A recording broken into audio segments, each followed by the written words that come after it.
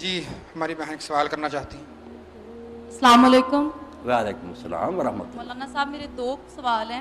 پہلا یہ کہ جب ایک مومن انتقال کر جاتا ہے اور میت کو غسل دے کے رکھ دیا جاتا ہے، اس وقت کچھ لوگ ان کے سرانے کھڑے ہو کے قرآن پاک پڑھتے ہیں، کچھ لوگ مختلف تسبیحات پڑھتے ہیں اور کچھ لوگ سرے سے ایسا کرنے ہی نہیں دیتے، تو وہ کون سا ایسا عمل ہے، رہنمائی فرما دیجئے، جس کا اس وقت مردے کو ثواب پہنچے یا اس کو فائدہ پہنچے؟ ایک سوال۔ سوال کیا اب غسل دینے کے بعد پھر نا بیویاں گھر کھڑی ہو جاتی ہیں، پڑھنا شروع کر، یہ تھوڑی مدت سے شروع ہوا۔ آپ ایک بات ذہن میں رکھیں، اللہ کے نبی رسول بہت آئے، سب پر درود و سلام ہے، مگر جیسا نبی اللہ نے ہمیں عطا کیا، قربان دے رؤوف الرحیم، اللہ کہتا بالمومن رؤوف الرحیم، کوئی ماں باپ کی اتنا پیار اولاد سے نہیں کرتا جتنا یہ رسول تمہارے ساتھ ہے۔ اور حضور پاک کا ہم دیکھتے ہیں، ایک بچی کا میں بیان سناؤں آپ کو ایمان تازہ کرنے کے لیے،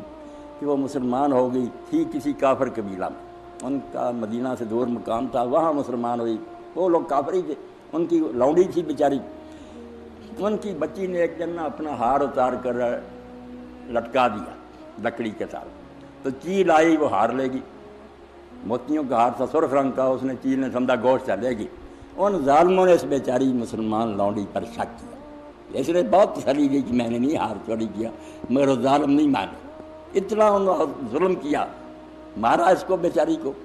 اور ساتھ ہی ننگا کر کے اس کی شرمگاہ تک کی چلا دی جس نے ہار چھپا رکھا، مگر اسی دوران چیل آئی، اس نے ہار پھینکا، دیکھ لیا انہوں نے کہ نہیں اس کا، پھر معافیاں مانگنے لگے، اس نے کہا میرے ساتھ جو ہونا تھا مجھے تم نے ننگا بھی کر دیا، اب میں اگر تم نیکی کرنا چاہتے ہو تو مجھے چھوڑ دو تاکہ میں مدینہ شریف چلی جاؤں، اپنے نبی کے پاس چلی گئی، انہوں نے چھوڑ دیا، وہ پھر میری بہنوں بچیوں کا سفر کر کے مدینہ آئے، حضور کی بیویوں کے پاس بیٹھتی، اور حضور نے خیمہ مسجد میں لگوا دیا، وہاں وہ رہتی اور مسجد کو جھاڑو دیتی، سیاہ رنگ کی تھی، تو بیویوں کے پاس جب بیٹھتی تو ایک شعر پڑھتی جس کا ترجمہ یہ تھا کہ ہار کا دن بھی عجیب دن تھا جس نے مجھے کفر کے ملک سے نکال کر یہاں مدینہ پہنچا دیا،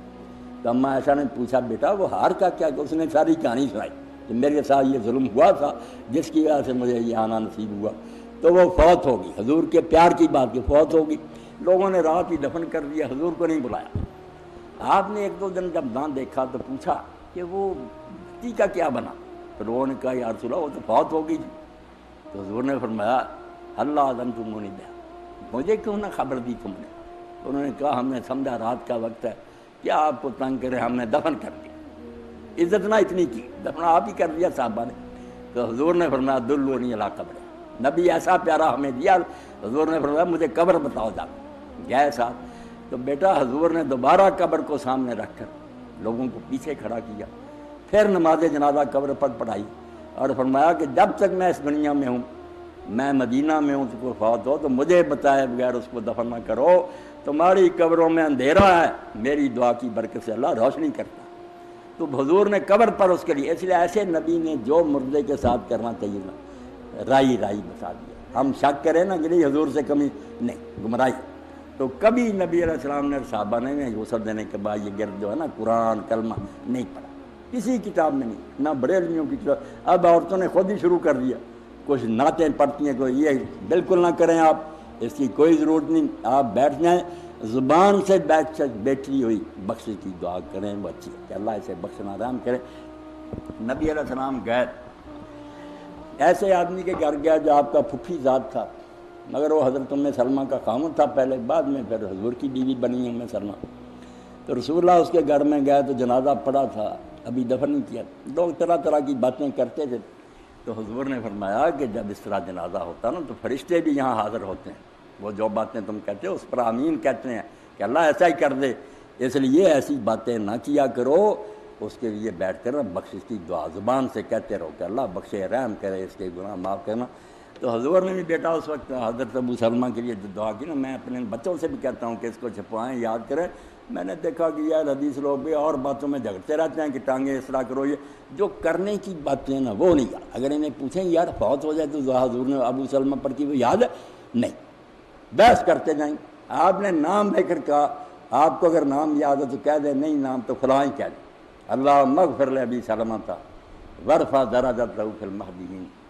واخلفہ فی عقبہ فی الغابرین وغفر لنا ولہ یا رب العالمین وفسا لہو فی قبرہ ونور لہو، کوئی بات نہ چھوڑی آپ نے کہ اللہ ابو سلمہ کو بخشنا اور قیامت کے دن اپنے بہت بندوں سے اس کا درجہ اونچا کرنا، اور اس کے جانے کے بعد جس کے وارث رہ گئے بیوی بچے ان کا تو نگہبان بننا، اور ہمیں بھی اس کو بخشنا اور اس کی قبر کو منور کرنا، اس کو کھلا کرنا۔ ایسی باتیں آپس میں بیٹھ کر کریں نا، ہاتھ اٹھائے یہ نہیں کی، یہ جو گرد پڑتی ہیں نا، یہ بچہ کہیں نہیں آیا، کسی فرقے کے میں نہیں آیا، خواہ مخواہ یہ شروع کر لیا، ایسی باتوں سے بچنا چاہیے، ورنہ الزام آئے گا کہ تمہارا نبی کو کسر چھوڑ گیا تھا، حضور کو کوئی بات بتانی بھول گئی تھی، کیوں نئی باتیں کرتے؟ جی